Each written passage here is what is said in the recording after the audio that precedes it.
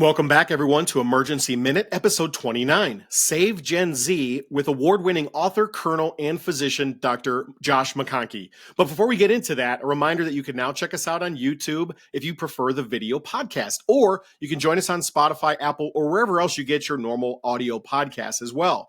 Now, lastly, if you enjoy the show, please leave us a review on Apple, Spotify, YouTube, like, comment, share on social media. This is the key to reaching more people to help with some of the topics we discuss and their personal journey within this broken healthcare system. Now, today's guest is Dr. Colonel Josh McConkey, best-selling, award-winning author, esteemed emergency medicine physician with over 20 years of clinical experience. He's a former Duke University professor, board-certified emergency medicine physician, and he currently commands the 459th Aeromedical Staging Squadron in the U.S. Air Force Reserves, where he continues to exemplify leadership and service. He has an acclaimed book, Be the Weight Behind the Spear, which has earned multiple accolades, including the 2025 Telly Award and a Pulitzer Prize nomination. He resides in Apex, North Carolina with his wife, Elsa, where they raise their 3 children. They work together to inspire the next generation of American leaders. So without further ado, Dr. Josh McConkey, welcome to the show. Thank you very much. I appreciate it. It's good to see you. Yeah, it's great catching up. And you got a lot going on right now, obviously. I was reading through the resume, doing some show prep here. Catch me up to speed. Like, where are you at? What are you working on? What's going on? Yeah, been doing emergency medicine like you for over 2 decades now. And, try to make as big of an impact as you can there. But just during COVID, I think really got burned out, and we're just trying to make a difference another way. And with that generation that we really saw shut out of schools and churches and their communities, there's a huge mental health crisis in this country, which we both see and most people recognize. So I wrote a book, Be the Weight Behind the Spear. It's kind of my prescription to fix that problem, and started a nonprofit organization, the Weight Behind the Spear Foundation, to really promote community engagement. And we've been really involved in Western North Carolina, raising money after Hurricane Helene. And then I've got my military career and family. So I stay very busy, but I enjoy it. Yeah, I don't know when you sleep with that kind of a schedule. That's really impressive. And I couldn't thank you enough for joining us on the show today. I wanted to talk a little bit about your book, your award-winning book here, which we'll link in the podcast notes. Tell me a little bit about the book, the inspiration for it. How did this all come together? So, it's my personal leadership ethos. Be the weight behind the spear. I have a military challenge coin, and on the bottom it's got the Latin inscription, gravitate hastum, gravity of the spear. So I've been very fortunate in my military career. I've got to work with a lot of special operations. So I was medical director for PJs, Combat Search and Rescue, and these individuals are amazing. So that's the real tip of the spear. So to understand what it means to be the weight behind it, you got to understand what that tip is. So these are the individuals jumping out of helicopters, taking down bin Laden. One of my team members actually was on the rescue in 2018 for those Thai children trapped in the caves, that soccer team in 2018.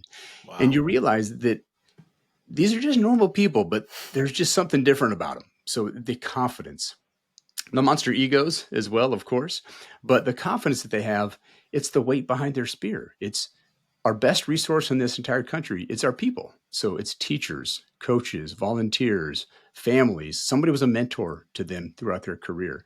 And that's what sets us apart. That's what makes us an amazing country. And so everyone can make that difference. Like, this is a team sport. Life is a team sport. Everybody needs to get involved, be the weight behind the spear in your community. And this is my prescription to address just the issues we've seen with mental health and this younger generation that's struggling right now. So it was well received, got nominated for a Pulitzer Prize. I did not win, unfortunately, but hey, can't win them all.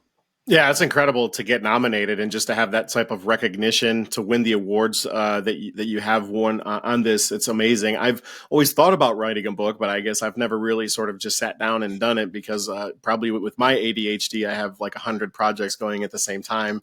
It seems like none of them complete. Lot of work.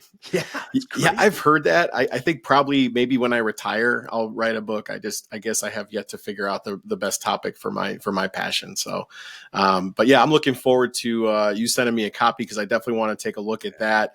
I wanted to also talk about your military experience here. I have to read this because there's so much to go off of with your resume. Wicked impressive. Your military and governmental involvement. 9-year veteran of the Army National Guard. Chief of Aviation Medicine to the Adjunct General and Governor of Nebraska. Currently as a U.S. Air Force Reserve, and then also working as a liaison with FEMA, coordinating defense support of civil authorities. I mean, I'd love to hear more about your work with the military and what this has taught you. I saw your bio said from combat zones to the ER to book tours, which I think is fantastic. Tell me a little bit more about your journey with the military. Yeah, I was very lucky. I had an ROTC scholarship coming out of high school, and I was part of a rural health opportunities program. So I went to a really small school in Western Nebraska, Shattern State College. If you know who Danny Woodhead is and Don Beebe, some Oh football yeah, players. Yeah, sure. this is, alumni of Shattern State College. Go Eagles. And they were too small. They didn't have an ROTC program. So I always wanted to be in the military. So when I got into medical school, I took a direct commission with the Army National Guard. And the recruiter tells you about all the fun trips to Central America and the medical missions in Guatemala and Belize. And this is in early 2000. And then obviously 9/11 the following year kicked off, and we have been at war my entire career. So, you know, um, I was always a huge military history buff. I grew up watching Apocalypse Now, Full Metal Jacket, Platoon, and Right. always had a huge, Classics. just classics, and looked up to military veterans. So, you know, just America called, and I was there. I flew medevac in Iraq. I did one air assault, by far the scariest thing I have ever done. I am super happy to be alive. I wake up every single day thinking about those men and women that we carried off the battlefield. Carry some body bags. It really changes who you are as a person. And that's why I'm so motivated. When people are like, man, don't you ever sleep? They're like, no, I don't. Because those guys, I carried body bags. Those guys are done forever. Like every single waking moment, I am going to make a difference in this country in one way or another. So that's what really keeps me motivated. My military command tour just ended at Andrews Air Force Base. That was um, 100 men and women, best warfighting medics in the United States Air Force. I take a ton of pride in that, and now have moved on to emergency management. So I'm flying to DC later today. I'll get a briefing at Joint Task Force NCR there in Washington, DC tomorrow, and then fly back Friday night here for another ER shift. So it's crazy busy, but I enjoy it, and you feel like you're making a difference. Yeah, and I mean, props to what you've gone through. Your journey in life is certainly unique and inspirational. I always think, a lot of people don't realize what we do in the emergency room, what we see, some of the horrors we see, and I always like kind of catch myself and check myself really to think about the people that are in the military, because I think the only people that get out there and be like, no, we see a lot worse than what you see in the ER. Our first responders and then our military, men and women. So I can't even imagine being on those medevac choppers. Probably there's got to be some feeling of helplessness as far as what you can do and obviously what you can't do for certain individuals, especially the ones that you're unfortunately taking away in a body bag. So Yeah. When that tracer fire starts flying in, there's a helicopter in front of you that loses an engine. There's some anti-aircraft weapons on the ground. This was while they were shooting down helicopters. So it was 2007. They shot down 8 helicopters just before I got there. The day I landed, they shot down one of our helicopters. I was not in it. And I'm just like, oh my God, this is such a bad idea. Oh my wow. goodness. I survived, and here I am. Wow. Well, that's great. God bless for that and for the Thanks. people that you were with as well. So, you certainly have a passion for, Gen Z leadership tactics. And I've seen the phrase from your camp that says, leadership and mentorship, not legislation, will change the future. I love that line. Tell me more about your passion for this generation. Yeah. So, the government's not going to save us. Okay. There's the politics, they swing left, they swing right, leadership changes. You can't rely on the government. When you're talking about these types of issues, it's you. Like the person that you're looking at in the mirror is the only one that's going to solve this problem. You have to get involved in your community. Everybody has a different set of skills. So, some people are super burned out and they don't want to be around people. Great. Go to your animal shelter. All right. Those animals can be emotional support animals for somebody. For people that do like working with other people, go coach, go do little league, soccer, volunteer in your church, volunteer in your schools, go to the soup kitchen. I mean, there are so many organizations that need you, and everybody has a different set of skills. So the more people that take ownership of that, I mean, don't rely on the government, don't rely on anyone else. Like, it has to be you. Get out there. Yeah, and I think I couldn't agree more. And I do think, unfortunately, I think society has trended in a direction where there is sort of this reliance on others, whether it be government or parental or some sort of just a overall mentality of the world owes you something or the world is going to get you to where you need to go. And the reality is, like you said, you're the person behind the wheel of your life, and you need to be the weight behind that spear. So I think it's unfortunate, but I think the message that you're sharing, I think is unique in that regard, because I like that sort of self accountability, and that's what I preach my kids. I have 3 kids now, God bless them, and they don't always listen, but they do a good job trying. But to your point, like, I love coaching. I've helped my son with football and baseball and basketball and things like that over the years. So I do think there are just those little things that you can do to make a difference. And so I love the message that you're putting out there. Thanks. Hey, how about that big Ohio State game? Yeah, I feel like it was like 2 heavyweight fighters that were just kind of like feeling things out for the first couple of quarters. I think it's unfortunate that it was week 1, because I think if it was like week 3 or 4, I think you would have seen a much different, gloves off, 2 heavyweight guys just punching each other, going at it. Archie Manning's first game, that was a rough one, Ohio State D. But Yeah. game to watch. But it was fun. I love the team aspect and competitive nature of college football. It's great that it's back. I did want to touch on one of the topics that when we were doing some of the show prep and we were speaking, you mentioned the mental health and obesity crisis that's sort of impacting Gen Z. And this is something that we both see in the emergency departments. I recall I was on a call a few years ago with, and I won't want to name names, but with a very prominent regional children's hospital. And this was like about a year after COVID, when, we were doing the quarantine thing and kids were getting ripped out of schools and isolating and all this other stuff and wearing masks 24 hours a day. And I remember hearing them say that their mental health visits were up in the emergency department over 400%.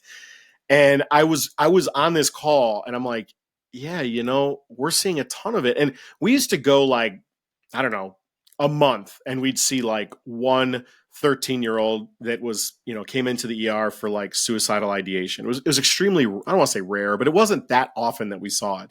Now, I mean, we see 2 or 3 a day. I mean, literally. So there is this, crazy. I do think there's like this mental health crisis, and obviously the obesity, like we talked about.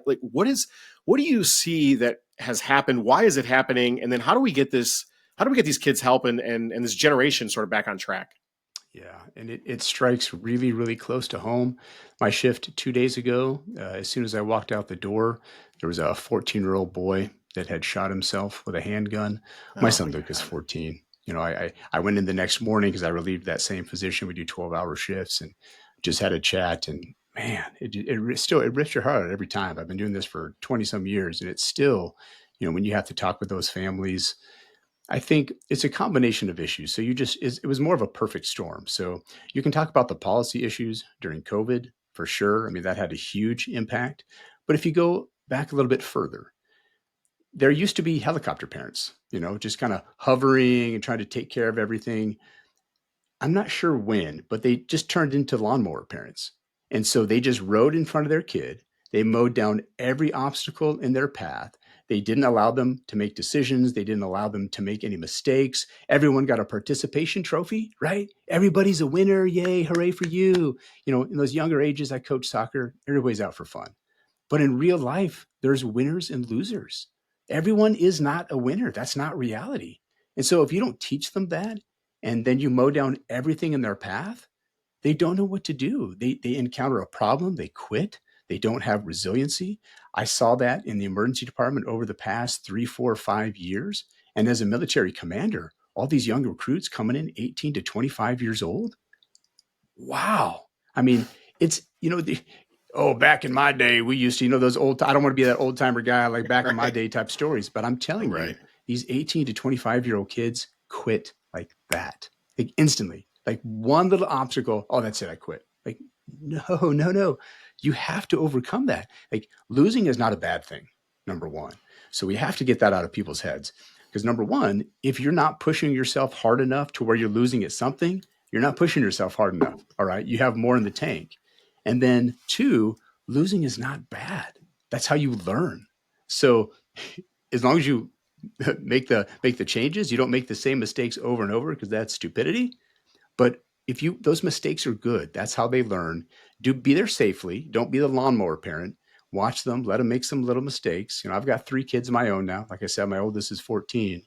And yeah, the lawnmower thing was not successful. And then you couple that with COVID, we've got a very anxious, depressed, suicidal generation. And that's what we deal with every day. I saw another one 2 days ago. Yeah. Sorry to hear that. That's tragic. And Yeah. nothing can prepare you for, those children. And that's the hardest part of what we do, right? Like, I mean, we deal with your own kids. Yeah. I specifically recall cases in my career where I took care of a child that was like similar in, age, shape, and size to one of my kids. And it definitely hits you harder. Being a physician, an emergency medicine physician before I had kids was a hell of a lot easier. And I'm not saying I didn't adrenaline care. rush, right? Yeah, exactly. But it's that's different for sure.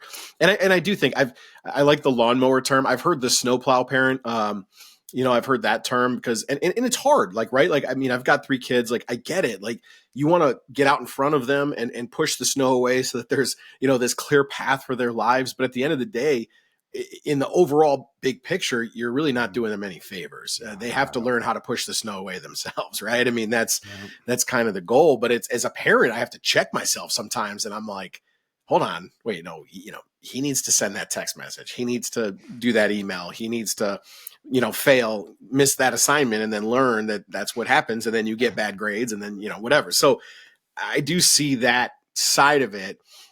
I also see, I'm trying not to get political here at all, but at the same time, when you rip kids out of schools for nearly a year and you put masks over their mouth and isolate them, and everybody's got to be 6 feet apart and all this other stuff, like, I just don't know that we handle that the best way possible. In hindsight, of course, more closer to 2020. So many people want to pass blame, but we're not here for blame. Yeah. Ownership. Like it happened. Yeah. Doesn't matter who did it. Now, what are we going to do to fix it?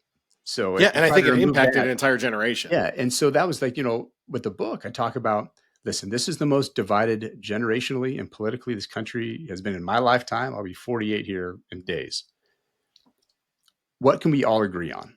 Like our kids, right? Can't we all agree that we want them to be successful, productive human beings, developing leadership skills, and not be anxious and depressed? I mean, I think every parent can agree on that, regardless of where you fall on that political spectrum. So let's just focus on that. That's something we can all agree on.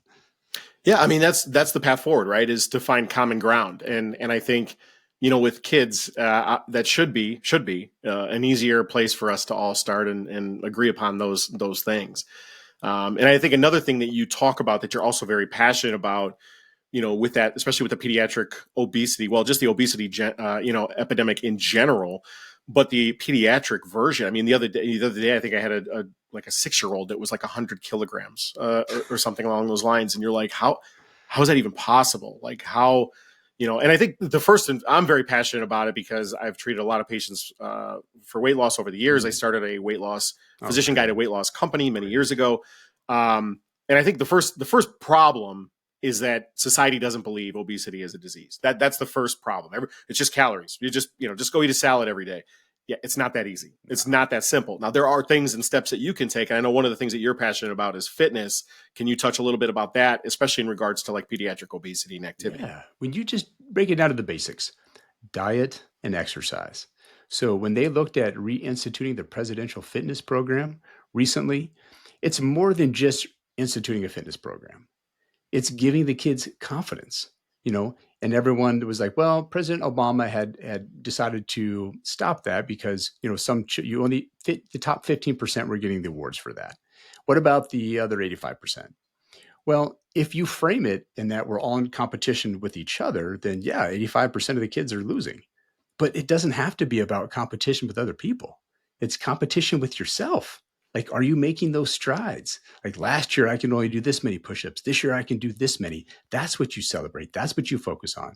Yeah, I'm still a fan of giving the top 15% the nice little patch. I never got that growing up. I wanted that so bad. And I couldn't do pull-ups. Like, oh, I couldn't get it. But don't have to focus on that as much. Yeah, celebrate that top 15%. But for the other kids, this is a fun challenge. You learn something about yourself. It's your mental health as well, just as much as it is like the physical. And then you have to talk about like the nutrition and the diet and that component. But we have to give these kids the tools now more than ever because so many of them have just been raised on iPads and iPhones. And then during COVID, just completely locked away. It was absolutely horrific. But, those simple things is how we start and then we adjust fire from there. But you have to start somewhere, and I think getting that program back is really important. Yeah, I couldn't agree more. And I think, we talk about this a lot, the iPad sort of generation. Nutrition is a whole, whole separate conversation. You do an entire podcast on nutrition right now and, additives into, food and things like that. But I think one of the things that I see right now that is just absolutely mind blowing to me is these electric scooters. Like I don't, electric bikes, these e-bikes, e-scooters, the whole nine yards. And I'm like, what are we doing? And by the way, like take away the, physical fitness, activity of the children, take that part over here. Well, let's talk about the fact that these kids are flying around going 25 miles an hour without shoes, a helmet, or anything on a main road. It was actually, I think it was Pennsylvania last week where like two, like 14 and 12-year-old kids were like struck and one was killed and the other one was like severely disabled or something like that. I don't have the exact story in front of me, but like from a trauma standpoint, it's mind-boggling to me that these things are legal. But overall, bigger picture, like, yeah, when I went to go see my friends when I was 14, I rode my bike like all over the city of Cleveland. I don't even know how I survived, to be quite honest with you. But at least we did have a lot of activity. And I see like all these things now are trending towards just like sitting there and riding these e-bikes with like zero activity. I'm like, it's just mind blowing to me. It's just like that Disney movie where like a man eventually evolves to where they just never have to physically do anything and everyone weighs 300, 400 pounds and that big spaceship traveling across because they just destroyed Earth. I can't remember the name of that movie. You know what I'm talking about? I know what you're talking about, but I don't remember the name of it either. The name of that one. Was it with Wally? Was it Wally? Something like that? Yeah, I think so. And it's just taking something as simple as, hey, just riding your bike. Well, they've made it all electronic now. So you just remove that complete physical component. But they pushed so hard for so many years to wear helmets for bikes that just, yeah, these motorized scooters are way worse, but somehow they just kind of forget about it. Yeah, it's crazy. And I think my kids think I'm like, the devil because I make them wear their helmets when they ride their bikes. Are the worst. Yeah, for sure. And, my kids have never been on a trampoline and my kids, when they ride their bikes, they wear helmets. I know I'm that guy, right? Like, get off my lawn. I'm that guy, like the old guy now and my kids probably think I'm crazy. They don't have e-bikes. They don't have e-scooters. I told them if they want to go ride a scooter or ride a bike, they can use their feet. So yeah, well, so Glaucom Plecken that you had on the show a couple of episodes previously, which was an awesome show, by the way. He had a great TikTok. He had a great TikTok video, I think a year or two ago, just like the different physicians and how they manage their kids with wearing helmets on things. And the emergency physicians are always like super paranoid and no, you can't go on the trampoline. And we see crazy injuries all the time. Yeah, absolutely. One of the more common causes of pediatric paralysis in the world that a lot of people aren't aware of. So yeah, it's not for me. And I know people are probably, you got to let your kids live and stuff. I get it. That's fine. They'll, the irony is my son is very active in sports, plays, the big three, basketball, baseball, football. And a few years ago at the completion of the baseball cycle there, he went to like the post game party, right? And he's on this like bounce house that's like a water bounce house, and he falls off somehow the top third of the slide, lands on his upper extremity, complete deformity of his forearm, both bone fracture, radius ulna. This thing is nasty. And it's just funny because looking back, he healed, he's fine, he's good. But the irony is that he plays sports 24 hours a day, 7 days a week And for that's what gets him. years. God bless, never got majorly injured. And then he goes to like the party with the bounce house and he falls off and breaks his arm. So Oh, jeez. it's going to happen, but I don't know. These e-bikes, getting back to that point is just, it's mind blowing to me that these parents are like, let's buy these, let's throw our kids on them 25 miles an hour down the road without a helmet, no shoes. And what could go wrong? Yeah, we see them in our neighborhood all the time. I'm just waiting for one of them to fall and break something from my house. Yeah, for sure. Yeah, for sure. Well, I see that you're running for governor, the lieutenant governor of North Carolina. Yeah. So yeah. tell me about that. Where are you at in this journey, and how did this come to fruition here for you? Yeah, well, you just see some of those policy decisions. And, like I said, I wake up every single day trying to figure out how I can make a difference. I just don't take no for an answer, and I can't stand still.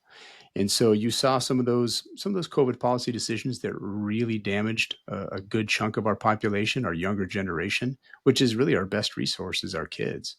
And when you see the anxiety and the depression, and then you see these suicides, somebody has to do something. We have to have more principled, purpose-driven leadership. And in North Carolina, the lieutenant governor runs on a separate ticket from the governor. They're not together. And the lieutenant governor also chairs the Department of Education. So, as a physician, a lifelong teacher, I was a professor at Duke University. My wife is a teacher. My mom was a teacher. I really feel strongly that we need someone with that skill set in the lieutenant governor, mansion. Not that it's a mansion here in North Carolina, but we need someone there that has that skill set, because we just currently don't. And I don't agree with the decisions that were made. So I'm going to do something about it. I love it. Yeah. Well, you have my vote. I don't think I get one in North Carolina, but if I could come down and vote, I definitely would. Spread the love. Spread the love. And I think we do need, more physician leadership in those positions that are influential, because, there's a big chatter right now about whether physicians should be able to own hospitals or help run hospitals, things like that. But it is kind of nonsense, right? Like, it is kind of nonsensical that why shouldn't we, we're the ones that are on the front lines. Like, we know how hospitals work. Mm-hmm. So I get that discussion, and I see it all the time. But, to your point, to your, bigger purpose, sort of branching idea of becoming lieutenant governor, I applaud you for that. I don't know how that fits in with life, military, emergency medicine, et cetera. I'll probably have to retire from the military with that one, but I've served for 24 years. So that's a good excuse to hang it up. Yeah, you've certainly put your time in and so earned that, so to speak. So completely off topic, I did see a video recently, some of the content that you put online, where you discussed winning the lottery. Oh. and I wanted to talk to you about this because, well, first of all, before we even talk about it, we both won the lottery. I think we can agree on that, right? Like I have beautiful family. I have 3 healthy kids. God bless. They're healthy. They're happy. I have a smoking hot wife, and she could not be great, any better than she is right now. I certainly don't deserve her. I do have to check to see if the $2 Powerball ticket I won last night hit, because it's 1.4 billion. Yeah, I bought a ticket as well. I checked this morning. I won $4. Oh, congratulations on winning the Powerball. Yeah. So we definitely won the lottery. We have the lives that we've dreamed of. That being said, I want you to tell me, if you can, like, the moment you did win, and like what experience, like what went through your head? Like, what was the first thing that you went through in your head? Yeah. So like, literally, I've told the story a few times. There was a lottery podcast that I've been on. So it's Wednesday, and Gabriel's in gymnastics. So I drive him over to gymnastics. There's a gas station like right in the same parking lot. Drop him off, go fill the car up. And I just see, in the window there, they list the lottery, and the Cash 5 lottery. I'm a math and science nerd. You're much more likely, as opposed to like the Powerball and Mega Ball, where you have to have that Powerball. There's just 5 numbers. So statistically, you do have a better chance. And that was up to, I think, $1.1 million. I was not able to go into the store. They have an online thing. I signed up. I literally signed up that night and bought a ticket. Did not win Thursday night. I just rolled the same numbers forward to Thursday, and Friday morning, it's chaos. I got 3 kids. Like, put on your shoes. Did you make your lunch? Feed the cat. Like, they're running all over the place. Just managing chaos. And I get an email and the phone. I'm just like, whoa. that's kind of weird. It says like we need to. So it says like you won the lottery and you need to log in and give us your social security number. I'm like, oh yeah, whatever. All right, Yeah, sure. yeah, sure, You won sure. the So I'm like, inheritance oh, that's from a total, Pakistan, right? Yeah. total scam. But I mean, the email says it's from North Carolina Educational Lottery. So I went in my computer and I'm sitting right here at my desk and I've logged in and it just like pops up like an obscene amount of money because it had rolled forward. So it was like worth 1.5 million at that time. And I talked to my wife, I was like, Elsa, like, can you come in here, please? And she could tell there's clearly something wrong with my voice. And she's staring at the screen. She's like, well, that's not real, is it? I'm like, I don't know. I think it is. And so I'm filling it out and I fill out just like the paperwork on there. And then an hour later, I get an email. They're like, hey, come on into Raleigh, pick up your check. I'm like, really? Well, this is wild.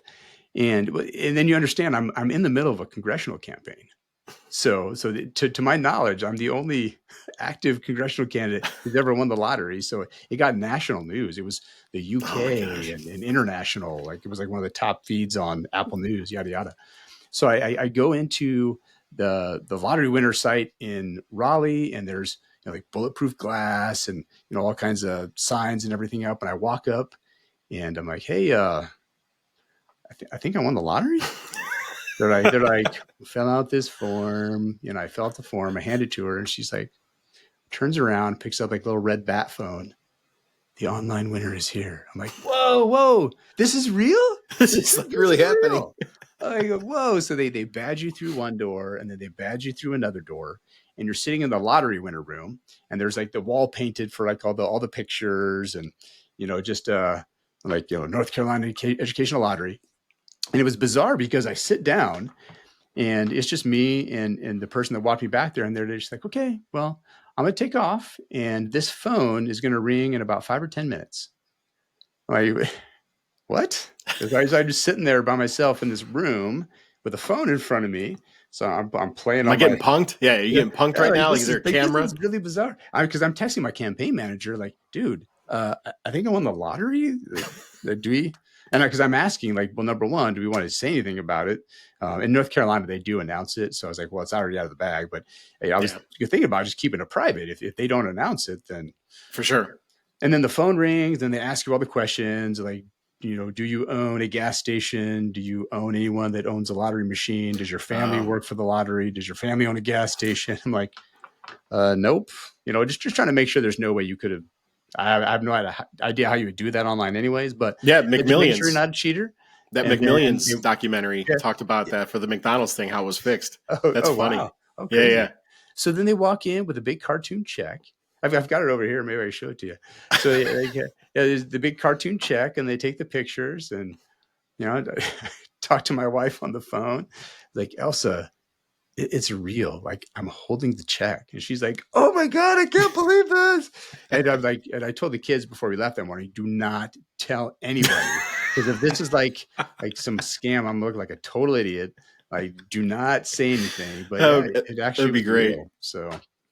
Oh my gosh. What a cool story. So do they let you walk out with the check? Yeah. So there's the big cartoon check for the pictures. And then there's the paper check, like for seeing. Now is it made out to your name then? Yeah. Yeah. And you just like go to the bank and cash it? Take those taxes out right away.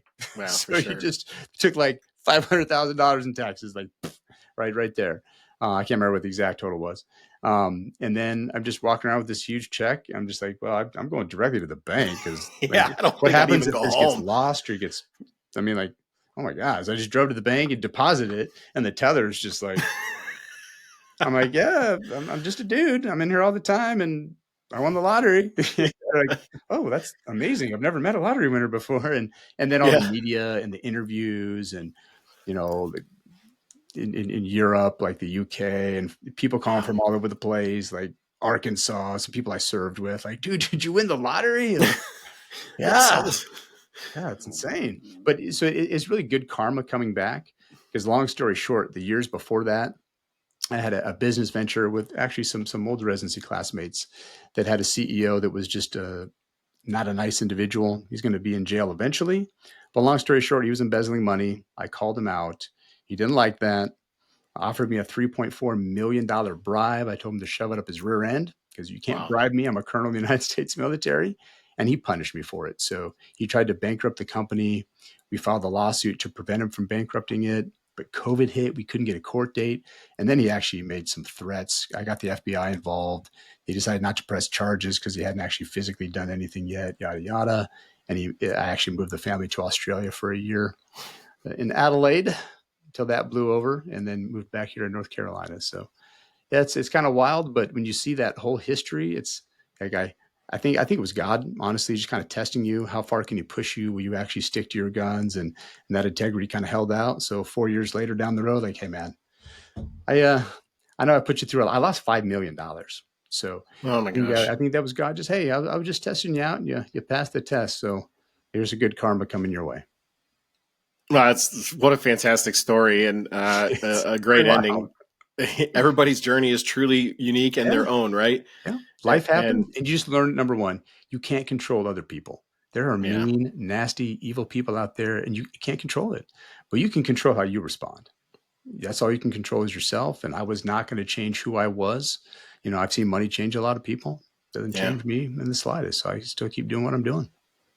yeah. Well, it's great to see that integrity. Again, that's something I think that we desperately need. In Washington, representing the people. I think on both sides of the aisle, there's been a lot of concerns about that integrity. Did this backfire at all on you? I know, there's a lot of politicians that get put into situations where their salary's 170 grand a year and they're worth 150 million dollars, and you're like, Oh, okay, come on, so something yeah, like so what? it was the primary. So it gave us tons of earned media. So it was fantastic because I'm basically a nobody. I'm just a guy. I'm a combat veteran, emergency physician, proud Duke professor with a wife and 3 kids that like literally wakes up every day and I care. And but nobody knew who I was. So then now they know. And it was a if you follow politics at all, it was a swing district. It was me versus just the other incumbent, and then They'd redistricted, and it became an R+17 district. So I, at the time, was the only Republican candidate. Then it blew up to 14 other people jumping into the race. One candidate spent $12 million. Had a rich father, Wow. and basically, and then a couple other candidates spent like $3-4 million. So knocked me out of the runoff. Um, I had a great team. I learned a ton. I really felt we probably had the best platform in candidacy. But when you have $12 million, you can actually do anything you want. And so they just missed winning it outright by getting over 30%. They got like 28%. So it went to a runoff. And then that person that spent $12 million just wasn't a good candidate. So they just quit. Oh my gosh. So they knocked me out of the runoff, and then they just quit. Oh So my yeah, gosh. That's which is crazy. why I'm getting involved very early now in this lieutenant governor race. I'm a genuine guy who really cares, and people know that, and now they know who I am, and so I've got to put the work in. I don't have $12 million to blow on that. I mean, I would never spend lottery winnings on that anyways. I mean, I got a wife and 3 kids, and paid money down on the house and took care of my family. But it really put us in that public sphere. I was able to start the foundation, the Weight Behind the Spear Foundation. Contributed money in Western North Carolina after Hurricane Helene, and we've done great things with that. And I think God's got to put us in a good place to be successful. Oh, that's great. That's great to hear. And when's the election take place? Yeah, so it's 2028. And we have a long runway, but like I said, I just don't have $12 million to blow on ads. I have to actually campaign and be a qualified candidate. If people want to learn more, they can go to strongernc.com. We're stronger together, and this is a team sport, so I need everybody. Yeah, and we'll put any of those links that you shared with me, definitely in the show, and support you any way we can, and put out some clips on social media as well. So I think that'll be well received by both of our audiences. Especially, there's probably a lot of crossover between the two. Yeah. Well, good. Well, I always try to sort of end up the show on some positive notes, so I appreciate you sharing that story with us.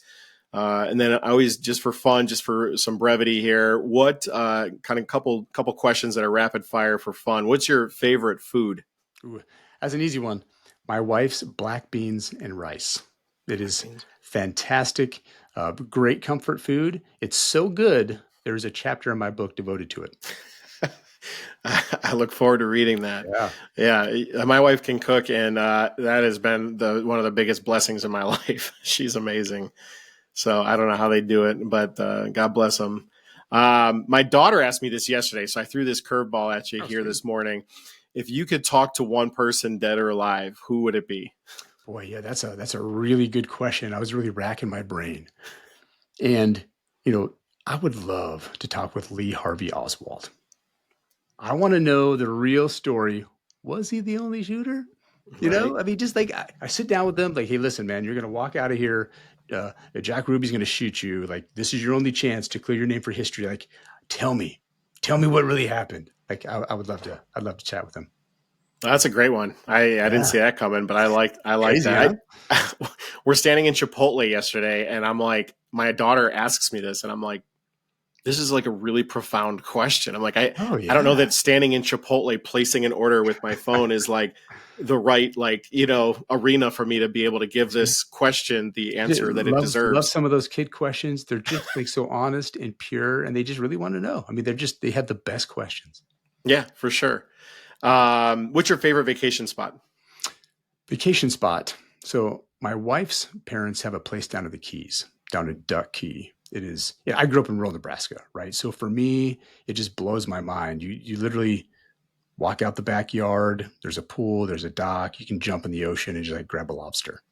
It's it's incredible. So yeah, the Florida Keys. Florida Keys. Very good. What's the last show that you binge watched? So we're watching now Wednesday on Okay. Netflix. I believe it's on Netflix, right? Yeah, So yeah. yeah, last night I had a radio hit on America at Night with Rich Valdez on Westwood Okay. One. So he has a 9 to midnight show. I was on at 9:15 and finished the show. They all went into the spare bedroom to be nice and quiet for the radio interview. And I just opened the door, and like the whole family, 3 kids, the 2 cats, snuggled up watching the show. And I jumped in. I'm like, oh, this is heaven right here. Number one, because the Luca's 14, the twins are 13 here in about 2 weeks. So you get 3 teenagers to like cuddle up on a couch and watch a show together. It's got to be good. So yeah, Wednesday.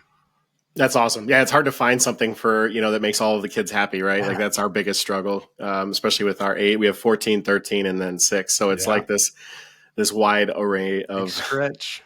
So we're watching all like 10 seasons of Friends or however many Oh seasons are on. gosh, one of the classics. Just so Awesome. many like life lessons in there Yep. that we're just like, okay, let's pause because that was really awkward. Let's talk about Yeah. that topic, and and so it's funny, Oh, that's good. but yeah, no, it's good.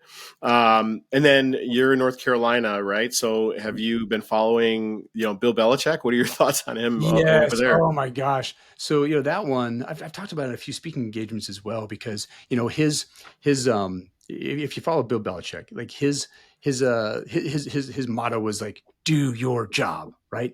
Do your job. And, you know, did you watch the Tom Brady roast that they did last Yeah, year? yeah, Wow. And so when he got up there and he basically told Gronk, like, I see you on TV all the time. You're doing all these commercials. You're doing all this USAA. For the first time, I'm telling you, stop doing your job. And all the Patriots, like Edelman, they just all absolutely lost it, because their whole career, he's just railing on him, do your job, do your job. And for the first time, he tells them, stop doing your job. So, yeah, that's a fascinating story. The guy's 73. He's got a yeah. 24-year-old girlfriend. Yeah, so I watched that. It was on pretty late. It started like 8 or 9 o'clock here on the East Coast. So I only watched like the first half. It was not much of a game. I got absolutely destroyed by TCU, but it's fascinating. It's like 20 minutes from my house. So I'll probably try to get to a game. If they keep playing like that, I'm gonna get some tickets real easy. Yeah, right. So I'll take the kids. I'm a Nebraska Cornhusker. I grew up in Nebraska, but it's Yeah, I it's remember that. fascinating watching him at the collegiate level. It seems pretty bizarre. Yeah, I'm not sure what he's trying to prove, or unless this is just like his swan song, like I don't know. Yeah, But it's wild. to each his own. Everybody's got their own path, right? Yep. And then the last thing I wanted to ask you is, what's one thing that people don't know about Hmm. you that you want to share? Well, a lot of people don't know that until very recently, I hate public speaking. I literally would get anxious and palpitations. I guess maybe it was even like maybe before I had done some speech classes and some things in college. Like I did not do public speaking. So I ran a congressional race where you're speaking 24/7 all the time, all throughout the state. And it just beat it right out of me. I can go on camera, talk about anything, anytime. I was on Newsmax this morning, did a segment, and I can just get up and talk. Now, I think number one, being very passionate and really believe in what I'm doing, like, helps. I think being in combat, being shot at, and watching like people give up their lives for this country, like, what am I worried about? Getting on TV? Like, come on now. Like, this is so. Yeah, that congressional race beat it right out of me. Yeah, I mean, I guess that's, face your fears head on, right? I mean, Yeah. that's impressive. I never knew that, because you come across on your interviews and everything, and I've seen you on TV and things, very genuine, and I think that resonates with people. So whatever you're doing seems to be working.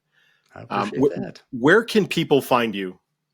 Yeah, so you can learn more at weightbehindthespear.com, WEIGHT, weightbehindthespear.com. And then on Instagram, it's Josh McConkey MD. And on X, it's McConkey 007. 007, love it. 007. Well, so we appreciate you for joining us today on the show. I cannot thank you enough, and certainly wish you nothing but the best on your journey, your continued journey with that long runway up till 2028, and that big challenge that you have in front of you. But certainly we hope that you're successful in that. And again, I appreciate it, and thank you for joining the show. All of our subscribers will hopefully follow you and find you on social media, and of course, you can always follow Dr. Jay Parente on TikTok, Instagram, Facebook, YouTube, just about anywhere. So I do appreciate it. And I like to end all of our shows with a saying that you might be familiar with, because you worked with Dr. DeJulius. I hope I'm allowed to say his name. But peace, love, and happiness to everybody out there. Cheers, fantastic. guys. Yeah, keep up the great work. Thanks, man.